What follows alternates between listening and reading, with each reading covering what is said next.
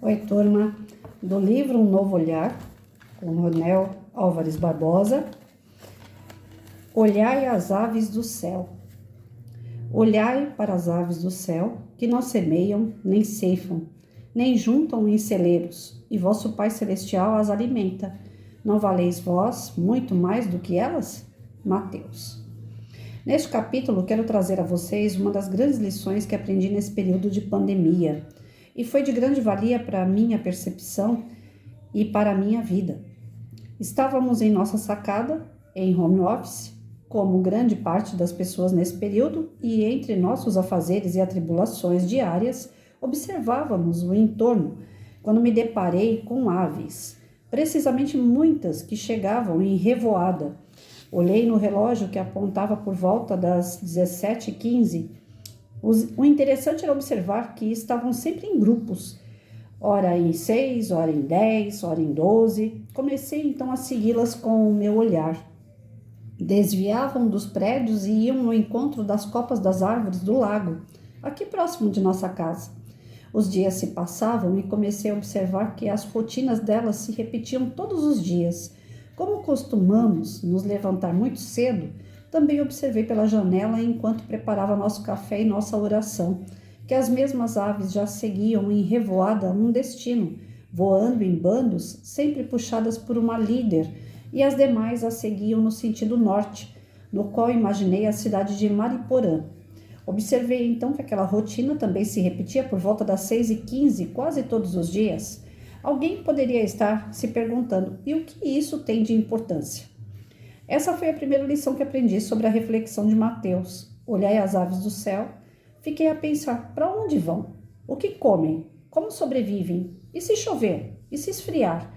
E aí entendi então que Deus as supre, cuida, zela e protege cada uma delas.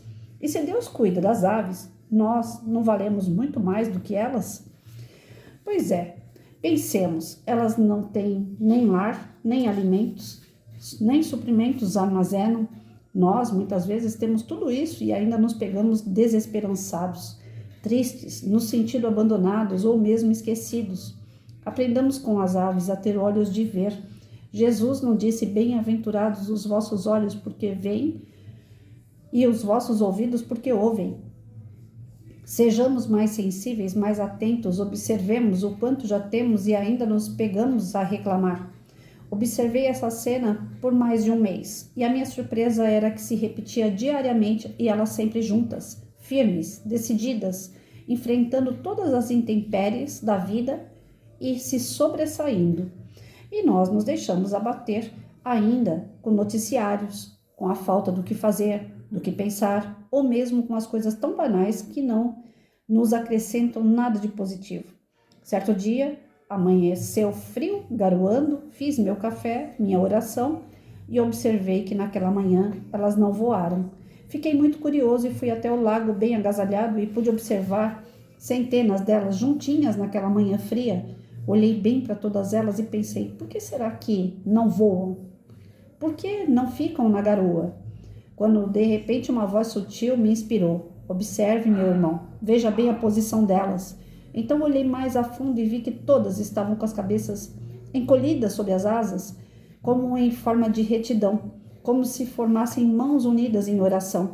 E a mesma voz me disse, está vendo?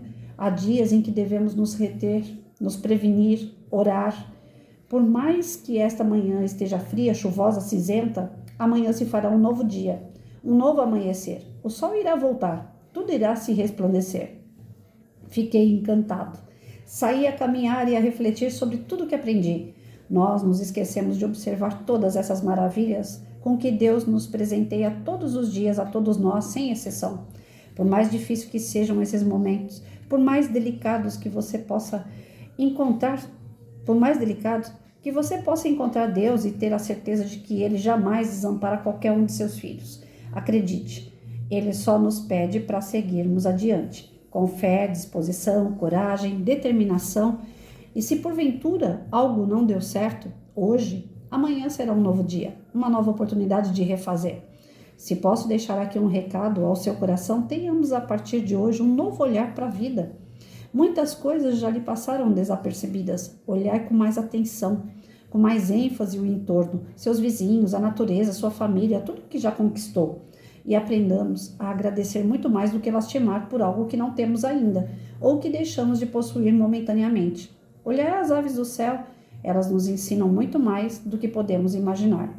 Senhor, gratidão por me despertar, por me proporcionar tanta lição, que tenhamos a percepção, a partir de agora, dessas maravilhas com que o Senhor nos presenteia todos os dias.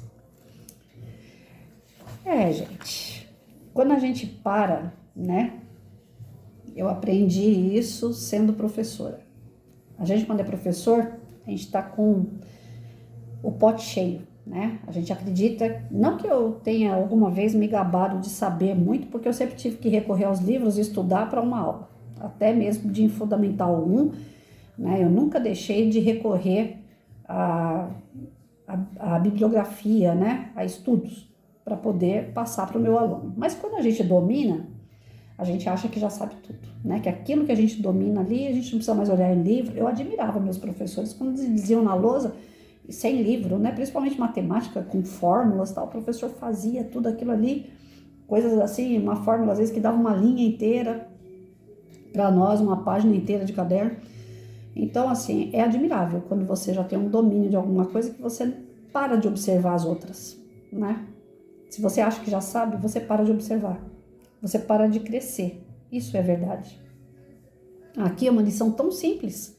Você não precisa de livro, você não precisa de Google, você não precisa de biblioteca, você não precisa de nada. Você só precisa ter seus olhos. Observar em volta. E olha quanto aprendizado, né? Ah, mas é algo tão simples, todo dia, é a mesma coisa. Não é. Eu faço esse exercício aqui, né?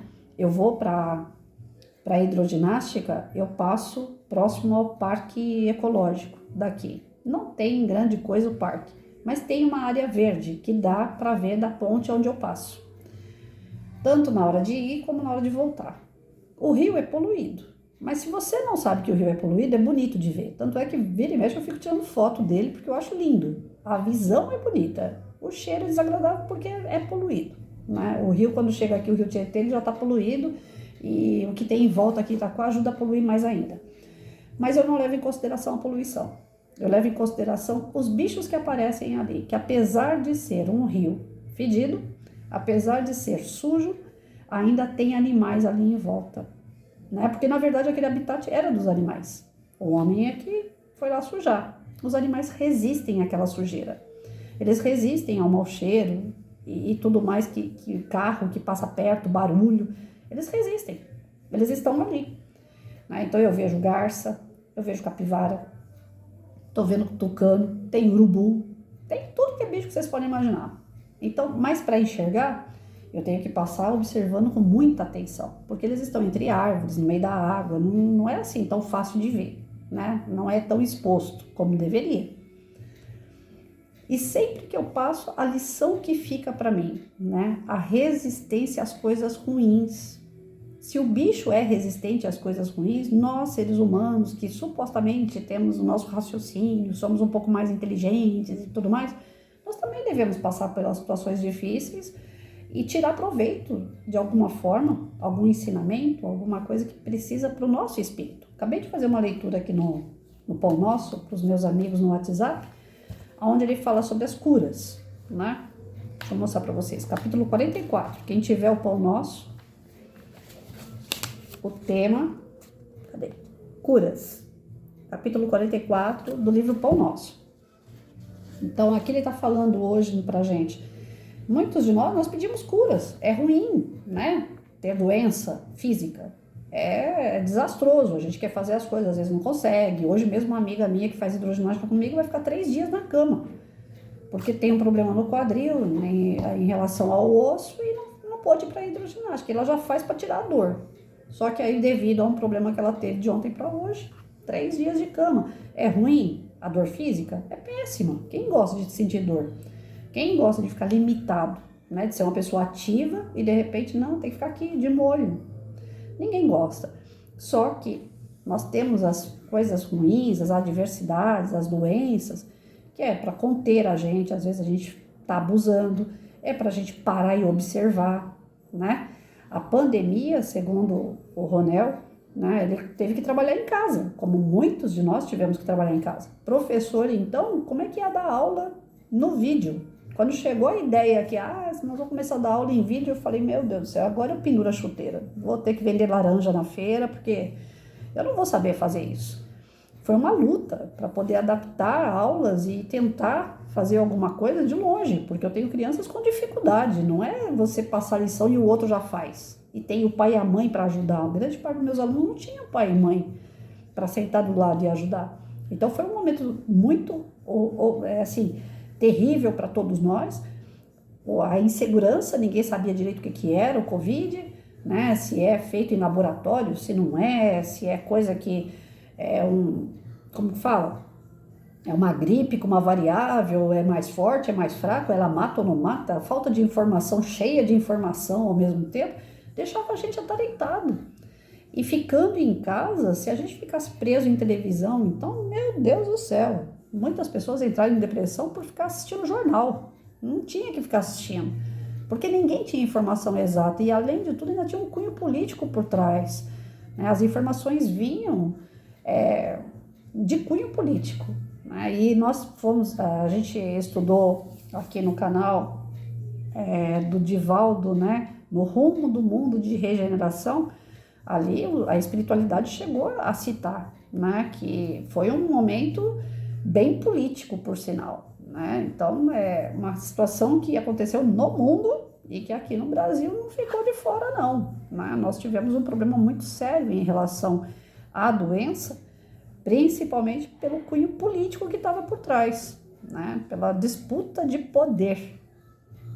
Aí o povo é que sofre as consequências, porque nós estamos lá embaixo, né? Os caras que sobem, em vez de eles cuidarem realmente, deles fazerem valer a nossa palavra, os nossos desejos, fazer o melhor pela população, sobe no poder justamente os mais espertos, né? E esses mais espertos têm os seus interesses pessoais, e esses interesses pessoais são da busca por mais poder.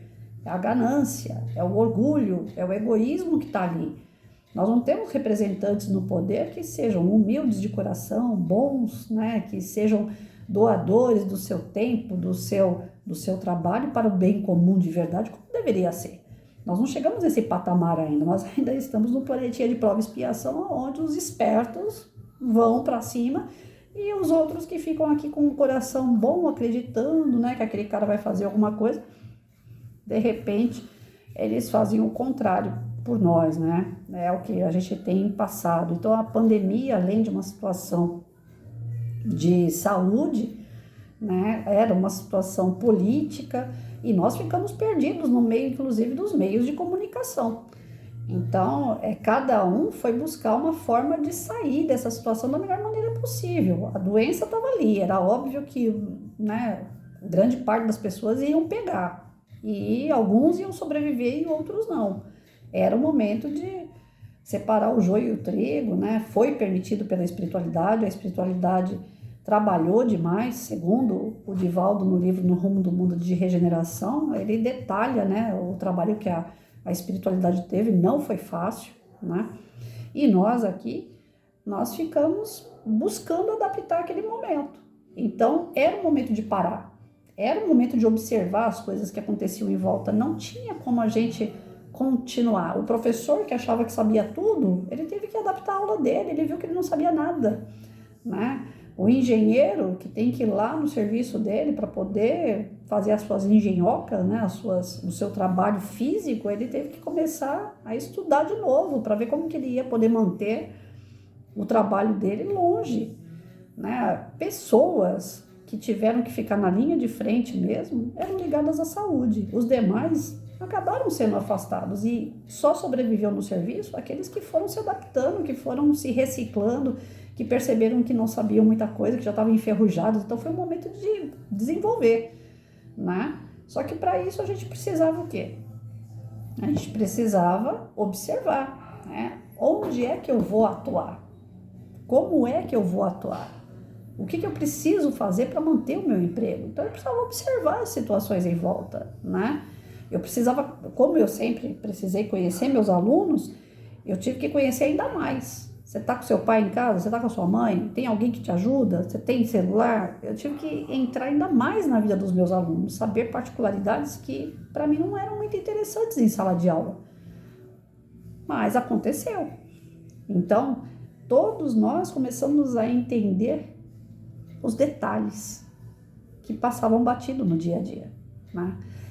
Ver os pássaros, como o Ronel viu aqui, para mim é uma alegria. Como eu gosto de ir para o meio do mato, eu gosto de ver bicho, eu gosto de ver verde, né? Não sou tão chegada a mar, mas eu gosto de represa, eu gosto de bica d'água, eu gosto de lago, de rio, então eu gosto de calmaria. Como eu gosto de calmaria, eu acabo observando o que acontece na calmaria. Tem gente que não tem paciência para isso. Eu já levei pessoas para andar comigo nesses passeios que eu faço e a pessoa fala, tá, que hora que nós vamos para o McDonald's? Que hora que nós vamos, né, para um shopping? Sei lá. A pessoa não se agrada com esse tipo de passeio. Pessoas aceleradas, geralmente. E eu, como busco desacelerar, para mim é um bálsamo. Observar a natureza, tirar foto da natureza, sentir o ar puro, ouvir o canto dos pássaros, tentar distinguir um tipo de árvore da outra. E olha que eu já falei isso aqui no canal, não tem uma folha sequer. As árvores são super parecidas umas com as outras, né? Às vezes as pessoas até brincam comigo, só tira foto de verde, é tudo igual. Eu falo, não é tudo igual, gente. Não tem uma folha igual a outra, não tem. Não adianta, pode estar muito parecida, mas não é igual. A mesma árvore tem 200 mil folhas, você pode pegar uma a uma que vocês não vão ver uma igual a outra. Assim somos nós, a criação de Deus não tem nada que se repete, não tem. E isso é motivo da gente poder observar e aprender, né? Ele é tão perfeito na sua criação que ele dá a cada qual aquilo que é necessário. Cada um passa aquilo que precisa passar, né? A minha dor é minha, ninguém vai passar uma dor igual, né? Se eu tiver que me curar, eu vou me curar. Talvez uma outra pessoa que tem, eu já ouvi um caso agora recentemente, inclusive isso baqueia um pouco, né? Uma moça que tem poliomielite e que vai ter que fazer um transplante do rim, porque a medicação que toma é tão forte que chega ao ponto de estourar o rim. Aí eu falei, meu Deus, eu tenho poliomielite, será que eu vou ter que chegar nesse ponto aí, né, de ter problemas no rim, né, e eu tô tendo infecção direto. Então, assim, mas aí vem na cabeça o quê? Ninguém é igual a ninguém, cada um tem que passar uma situação diferente do outro. Então se acalma, não chegou em você, não fica enfiando coisa na cabeça, né? Então a gente tem muito disso. A gente olha o outro e a gente acha que vai acontecer com a gente. Então a gente já começa a buscar isso. Ontem na Alânia, né, no livro da Alânia que a gente está lendo no outro canal, estava falando muito claro isso. Cuidado com o teu pensamento. Tudo que você pensa, você atrai. Então nesse momento, né, nesse capítulo, o Ronel ele é muito feliz quando ele fala assim, começa a observar as coisas boas, né? Tá acontecendo um monte de coisa ruim em volta, mas observa as coisas boas, sempre tem uma bênção, sempre tem alguma coisa que vai te ensinar a passar por aquela situação. Aqui o que a gente tira? As aves andavam juntas, né? Elas tinham aquele momento de se alimentar, de voar, de estar unidas no momento do frio. Elas não estavam sozinhas. Então a gente tira aqui, além dessa questão de olhar o que é bom para a gente não focar no que é ruim, né? Tem uma questão aqui muito séria, né? A questão de você estar unido. Não importa se é com a sua família consanguínea, se é com seus amigos, não me importa com quem seja, mas o importante é que ninguém nasceu para ficar sozinho. Já começa por aí. Então, na pandemia, existiu o quê? A separação de pessoas, né?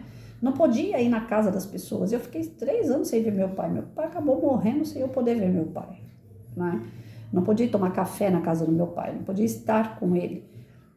Porque existia um medo muito grande de eu levar um vírus para o meu pai, que já era fragilizado. Só que aí eu não levei o vírus para ele, e ele, entediado dentro de casa, entrou na depressão e acabou se entregando para o problema cardíaco que ele tinha e acabou morrendo.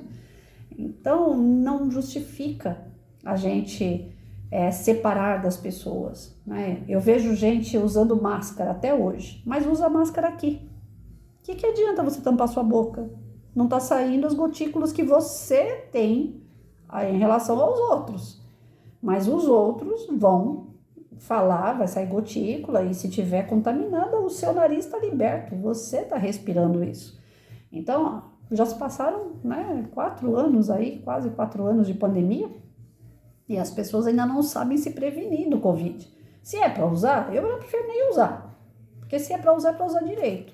Eu tenho rinite, até esse aro do óculos me atrapalha para respirar.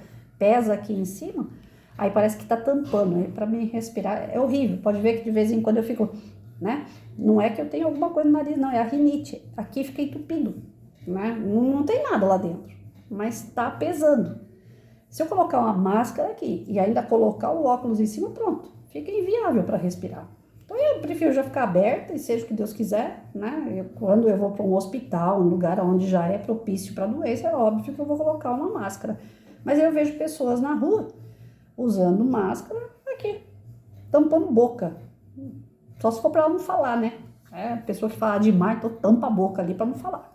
Só se for, porque não está tendo utilidade nenhuma aquilo. Então nós passamos por situações terríveis e as pessoas não aprendem. Mas se é para fazer, vamos fazer direito. Agora, ou então não faz. É melhor, né? Então, assim, daqui a gente tira, né, uma rotina que essas aves tinham. Nós não temos rotina. Tá? O que mais que a gente pode tirar de lição aqui? Aqui no final, ele tem uma frase que ele coloca aqui: se posso deixar algum recado ao seu coração, tenhamos a partir de hoje um novo olhar para a vida. Então, novo olhar é o nome do livro. Daí é que ele tirou, né, o tema para esse livro, né, o foco, o título do livro foi através desse episódio que ocorreu com ele. Que ele começou a observar essas aves e através, né, da rotina delas, da forma com que elas conduziam a vida delas, nós também podemos conduzir a nossa. Elas estão ali sem guarda-roupa, não tem comida, não tem abrigo, né? E, no entanto, Deus não desamparou nenhuma delas. Todas elas estão vivas. Aqui no Tietê, como eu falei para vocês, os bichinhos estão tudo vivos lá. Eu passo, tá tudo lá, brincando na água suja, voando de galho em galho. O pessoal daqui tem muita educação, sabe? Joga lixo em volta do rio, aí enche de urubu, fica competindo no lugar com garça. Garça também se alimenta dos lixos que aparecem lá, ou dos peixes que vão em volta desse lixo, não sei dizer bem. Mas é uma competição entre eles para ficar perto do lixo.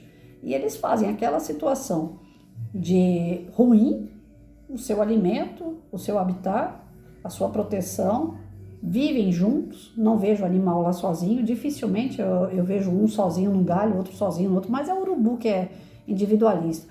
Mas quando é para dividir a comida, vai tudo junto.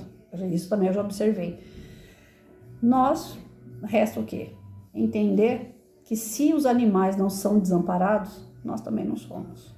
Mesmo num momento difícil como a pandemia ou qualquer outro que venha, uma doença pessoal, nós não vamos ser desamparados. Sempre nós vamos ter o amparo de Deus, mas a gente precisa acreditar, fazer a nossa parte, não achar que a gente já sabe tudo, porque sempre vai vir situações, vão ver questionamentos novos, né? Tem um ditado que fala, né? Quando eu sei a resposta, aí Deus vem e muda a pergunta. Então é mais ou menos assim.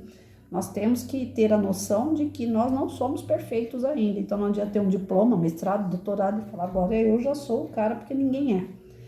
A pandemia veio para pegar o cara que estava ali à margem, né, na rua, solto, um mendigo, como também podia pegar o presidente, podia pegar o papa, podia pegar qualquer autoridade máxima que a gente tem no planeta.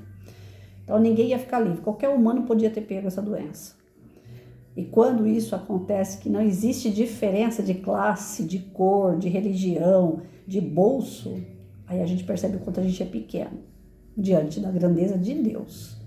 É isso que a gente precisa entender. Deus é que controla a nossa vida. Deus é que nos deu a vida. E Ele deu o livre-arbítrio para você trabalhar, né? Para você se melhorar, para você aperfeiçoar, para você progredir. E à medida que você progride, não é para você. Você progride, mas para poder depois compartilhar com aquele que não progrediu ainda. Então, a nossa função é sempre essa. Não é se tornar espírito puro, deitar e dormir o sono eterno da beleza, não.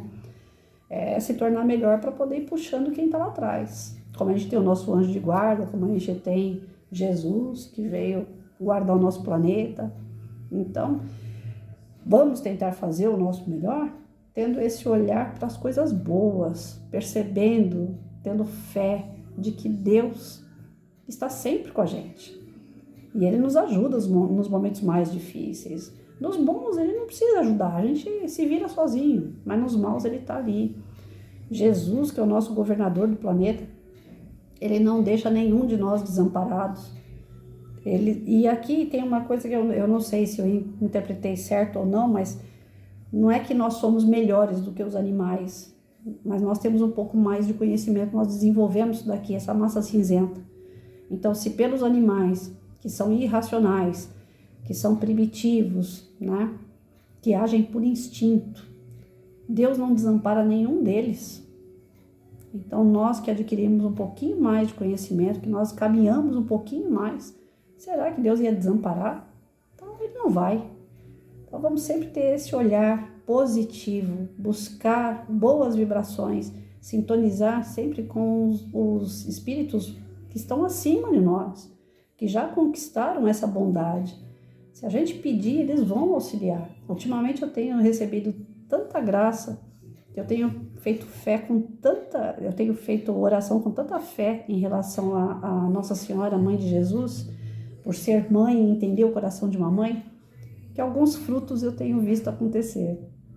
Então, eu sou muito São Tomé, né? Eu faço minhas preces, tudo, e se a coisa não acontece mais ou menos ali, eu fico naquela, será que me ouviram mesmo? Acho que não. Mas quando as coisas começam a acontecer, eu falo, me ouviram, né? Me ouviram, não é que estão me atendendo, mas está acontecendo coisas. Então, se a gente tem fé, a gente tem uma visão positiva, coisas positivas vão acontecer. Então, vamos buscar esse novo olhar aí, ó. Ao invés de ver só as coisas ruins, desliga a televisão, desliga conversa que não vai levar a gente a lugar nenhum e procure observar como a natureza, como as pessoas boas se viram. Elas sim servem de exemplo para nós e a gente vai aprendendo, né? Não é que a gente tem que jogar fora a faculdade, o diploma, não. Mas tem gente que aprende tanta coisa na faculdade e o essencial não aprende, né? Eu nunca sei falar o nome dele, Saint-Exupéry, né? O autor do Pequeno Príncipe, ele falava que o essencial não dá para ver com os olhos, só se vê com o coração.